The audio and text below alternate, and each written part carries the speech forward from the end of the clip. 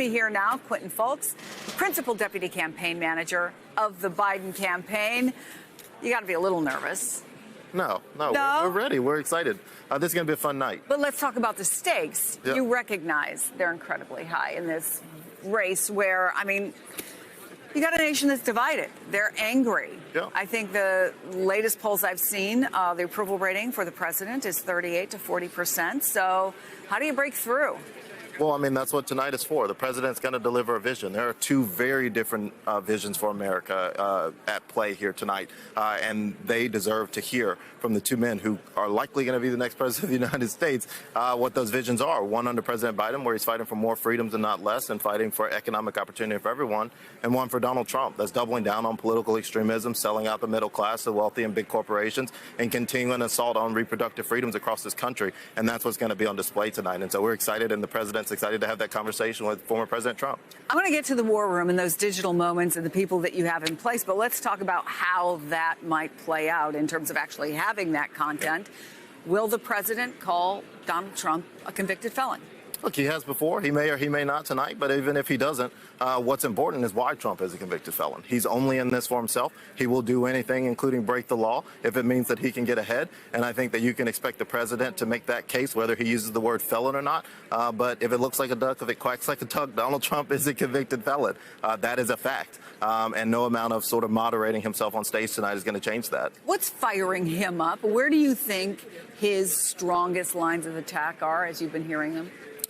For Joe Biden. Look, I think that he is eager to have a conversation, right? Trump is continuing an assault on women's reproductive freedoms. It's an issue that we know that Republicans are on the wrong side of. Donald Trump is at the helm of it. He is directly responsible for the fact that women don't have reproductive freedoms, and President Biden is going to make that case. I think economic opportunity. Trump continues to double down and, forecast his plans, Project 2025, about what he wants to do. He wants to get rid of government agencies. He wants to centralize power, be a dictator, centralize power to the Oval Office. But let's talk about the economy, because there is an economic story to tell. Joe Biden has tried to tell that story. Your campaign, including Kamala Harris, has tried to tell that story.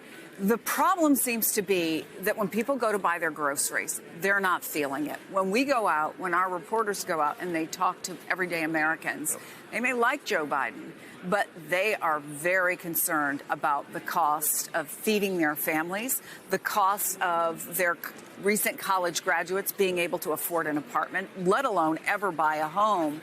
How does he make people vote for him if even he can put all the statistics out there, they don't feel it? Look, I think that the part of that vision is making sure that people understand that you understand what they are going through. And at the end of the day, Trump had 4 years to prove who he cared about, and he showed his hand. He did nothing to address or the ease or the cost that many Americans across the country are facing. But did it frustrate you that the polls show they felt they were better off, the majority of Americans felt they were better off under Donald Trump, whatever the statistics are? It doesn't frustrate me because I'm a campaign operative, and I believe that that's what campaigns are for. So I know we have to communicate, which is what our campaign has been doing since the moment that the president announced for re-election. And we have to make sure that they believe and know that Donald Trump is not on their side and that President Biden wakes up every single day thinking about them. So we have to communicate. We have to make sure that they know the president is bringing grocery stores to the table to get them to lower costs, that he's going after prescription drug companies, taking on big pharma, and Trump is doing none of that. He did none of that when he was president. And that's the difference in this election and the contrasting visions, and we're going to continue to make that case. So take us inside the war rooms, because in the many various campaigns that I've been on, I've been lucky enough to watch those things in real time. And the technology has changed to the point where what you guys can get out, the speed at which, and the targeting that you can do to a very specific audience.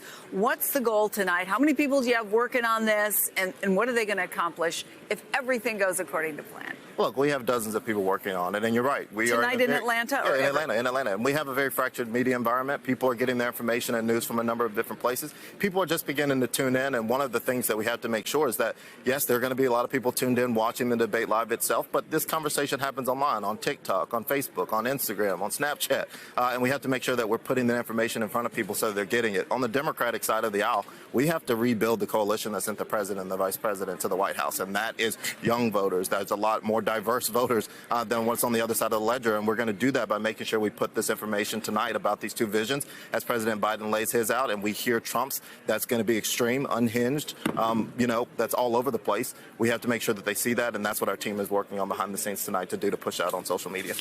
How many hours of sleep you've been getting every night? Very little, but I'm excited. I wouldn't rather be awake for anything except for this. Quentin Fulks, big night for all of you. Thanks for coming on and taking the time. Thank you for having me.